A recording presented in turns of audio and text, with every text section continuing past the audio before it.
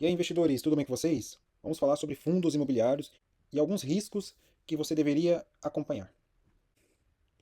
Estou aqui com o gráfico do IFIX, o índice de fundos imobiliários, e um mês valorizou bem, né? Então, esse mês de março, vimos que muitos fundos teve uma boa valorização, principalmente os hedge funds e de recebíveis.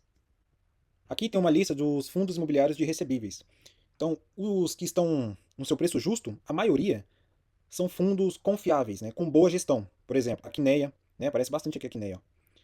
Outro da Quineia, o Red, tem o da Pátria, o Max, MXRF, muito conhecido, está no seu preço justo.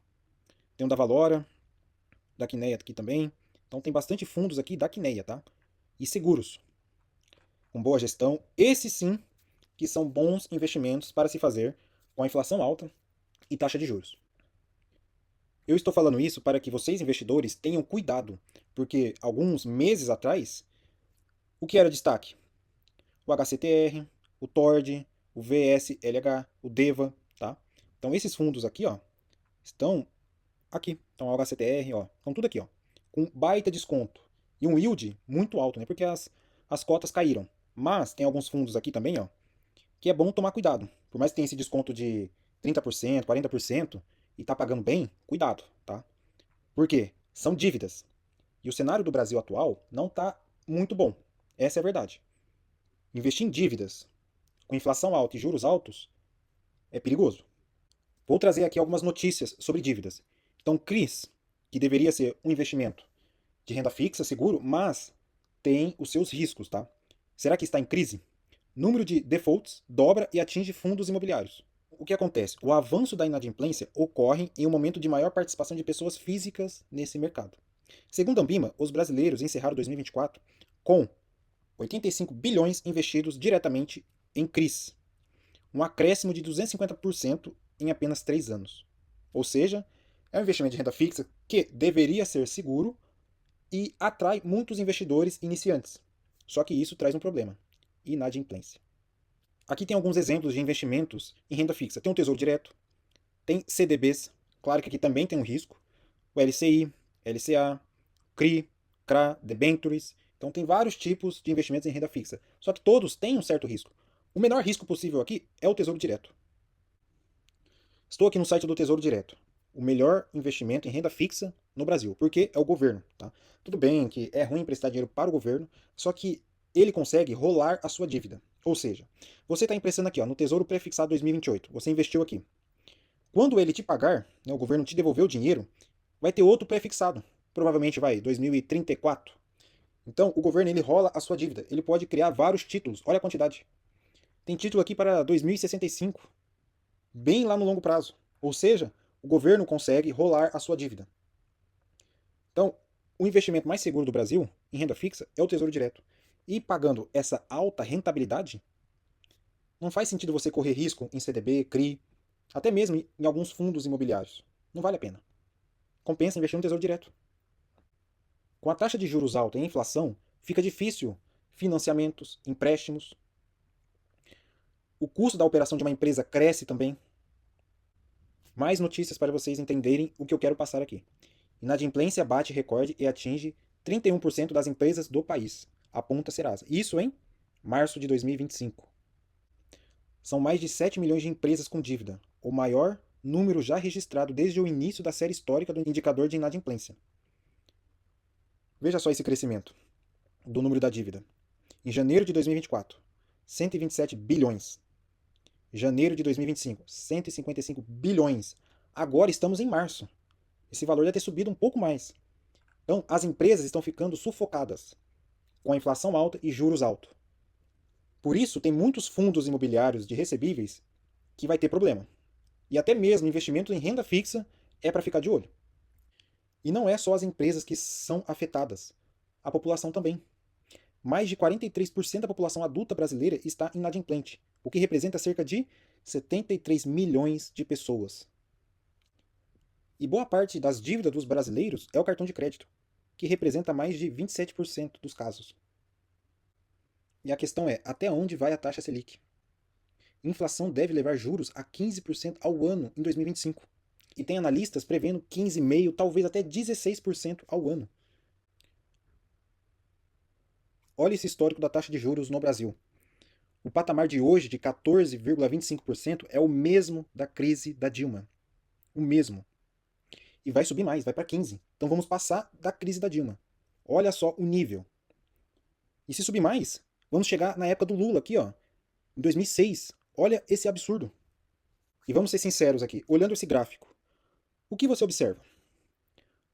Em que governo tivemos a maior taxa de juros? Quem estava governando o país? Período Lula, ok. Máxima da taxa de juros. Período Dilma, máxima taxa de juros. E o Lula novamente, máxima taxa de juros. Todos esses momentos foram do PT no governo. Não estou aqui dizendo qual governo é melhor, mas olhando essa base de 20 anos, é o que eu consigo enxergar. O que tem prejudicado o Brasil, o nosso crescimento, é isso. Olha só esse desempenho do Temer. Diminuiu, né, caiu a taxa de juros e, olhando a inflação, olha isso. Olha a inflação do governo Temer. 3,8. Uma baixa inflação. Olhando agora de 2010 até 2014. Olha essa inflação. Acima de 5. Está alta. Período da Dilma aqui, ó. 10, 6. Muito alta. O único presidente que tivemos durante 20 anos que foi bom foi o Temer. O único. E ele ficou apenas 2 anos. Apenas 2 anos. E olhando a inflação nos últimos 12 meses, estamos acima de 5%. Em fevereiro, foi 1,31%, muito alta, muito alta. E o Banco Central está tentando controlar a inflação com o aumento da taxa de juros. Só que, infelizmente, o governo atual não facilita, fica injetando dinheiro na economia e isso prejudica. Então fica difícil saber o que vai acontecer. Bom, mostrei aqui que o cenário atual não está bom. E o que temos aqui recentemente é essa compra aqui, ó, do Banco de Brasília. Enxerga oportunidade e projeta salto nacional com a aquisição do Banco Master. E o Banco Master, antigo Banco Máxima, é muito conhecido pelo CDB. Então ele entrega, né, dá oportunidade de investir em CDB com uma taxa muito atrativa, um retorno muito alto, muito acima dos seus pares, né? E isso levanta certas dúvidas. E há boatos que o Banco Central pode barrar essa compra. É estranho esse movimento de compra do Banco de Brasília, né, querendo comprar o Banco Master. No cenário atual, nesse momento, é estranho. Então dá para perceber alguma coisa. Que pode ser que o sistema financeiro brasileiro, né, na parte de bancos, pode estar passando por um momento delicado. Não é uma certeza, mas isso pode levantar um sinal, um alerta. E até recentemente, o Banco Master era uma instituição financeira de expansão rápida, que crescia sua carteira de crédito em 86% ao ano em média.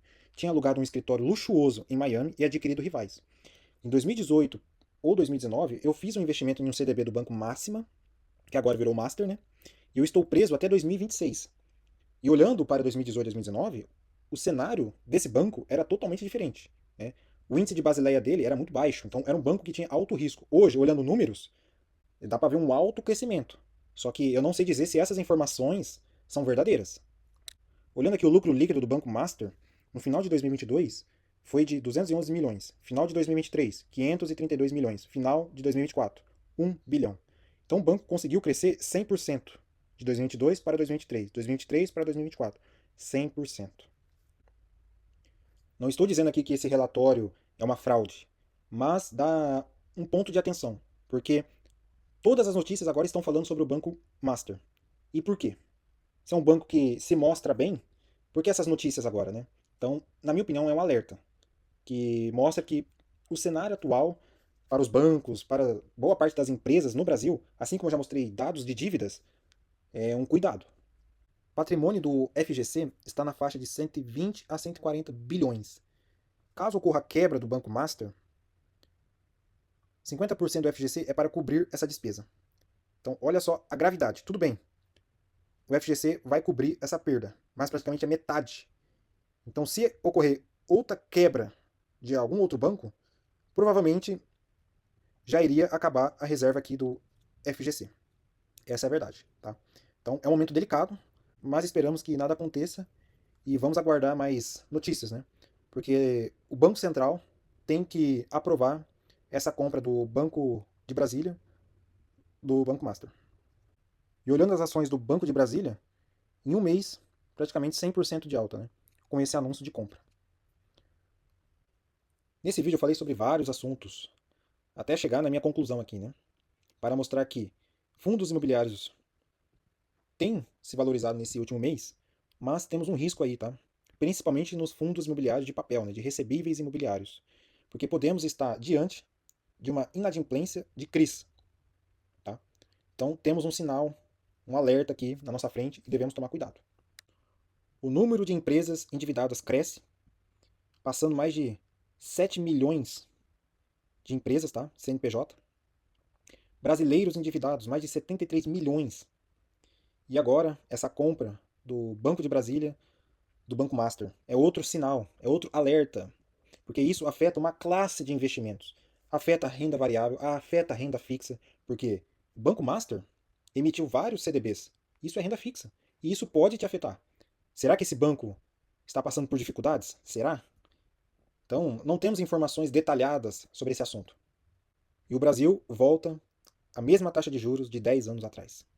Nesse momento aqui, 2015, inflação alta, taxa de juros alta, as ações da bolsa praticamente uma bosta, né?